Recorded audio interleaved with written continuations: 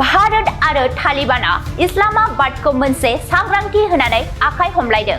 सुलुंनि बायदिब्ला गुबुन हादरनि मन्त्रि एस जयशंकरआ गावसोरनि रायज्लायनायनि समाव पहलगामाव गाग्लोबनायनि सोमोन्दै तालिबान सरकारनि मन्थ्रिया सोंखारिनायखौ बरायदों। पाकिस्ताना गावनि सोनाबारि सिमानिफ्रायबो खैफोदनि सोदोबफोरखौ रोखायै खोनानो हमबाय। भारत आरो आफगानिस्तानाव तालिबान सरकारनि गेजेराव खाथिनि सोमोन्दोखौ लानानै इस्लामाबादाव दावराव-दावसि सोमजिदों। तालिबाना पाकिस्ताननि भारतनि बेरेखा बाथ्रा फोसावनायखौ थोंजोङै नेवसिगारदों। तालिबाना बेखौ रोखा खालामदों दि पाकिस्ताना दायो तालिबानखौ हाथियार महरै बाहायनो साननायखौ गावनि गोसोनिफ्राय बोखारनांगौ। भारतनि गुबुन हादरनि मन्त्रि एस जयशंकरआ बृहस्पतिबाराव तालिबाननि मावथ'नाय गुबुन हादरनि मन्त्रि आमिर खान मुत्ताकीजों फनाव बाथ्रा रायज्लायदोंमोन। आफगानिस्तानाव तालिबाना फिन गोहोआव फैनायनि उनाव दरनै हादरनि गुबुन हादरनि मन्थ्रिफोरा बेबायदि सावरायनायखौ गोजौसिन थाखोआव जोबोद गोनांथार होनना मानिनाय जायो।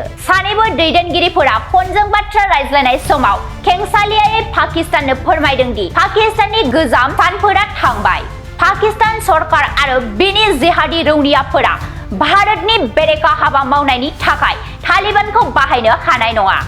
मिथिनो मोननाय बादिब्ला भारत आरो पाकिस्ताननि गेजेराव बांबोनाय जेंनानि गेजेराव गोदान दिल्ली आरो काबुलनि गेजेराव खाथिनि सोमोन्दो जानाया पाकिस्ताननो मोनसे रोखा रादाब दैथायहरनाय जादों दि नसुंसे हादरा नंखाय फोसावनाय आरो नंखाय रादाबनि गेजेरजों आफगानिस्तानाव भारतनि बेरेखा फोसावदिंनो हानाय नङा। तालिबाना सिगांनिफ्रायनो रोखा खालामखाबाय दि गावनि ओनसोलखौ जायखिजाया भारत बेरेखा हाबाफारिनि थाखाय बाहायनो गनायथि होनाय नङा।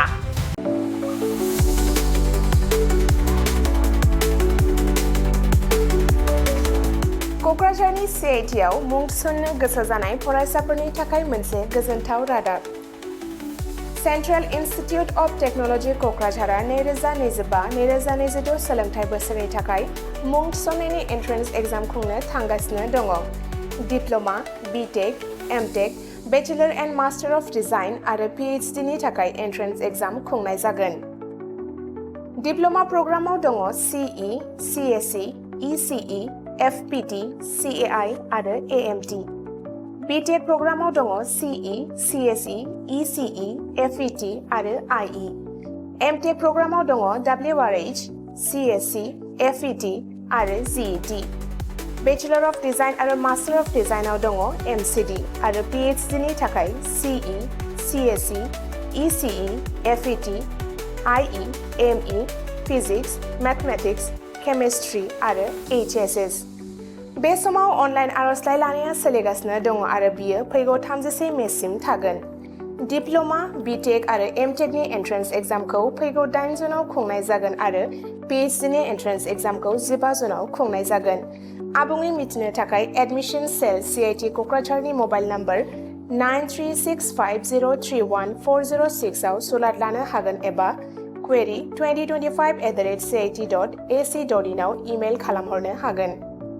बेनि अनगायै cit.ac.in एबा admission.cit.ac.in बे मोननै वेबसाइटआव हाबनानै नायनो हागोन।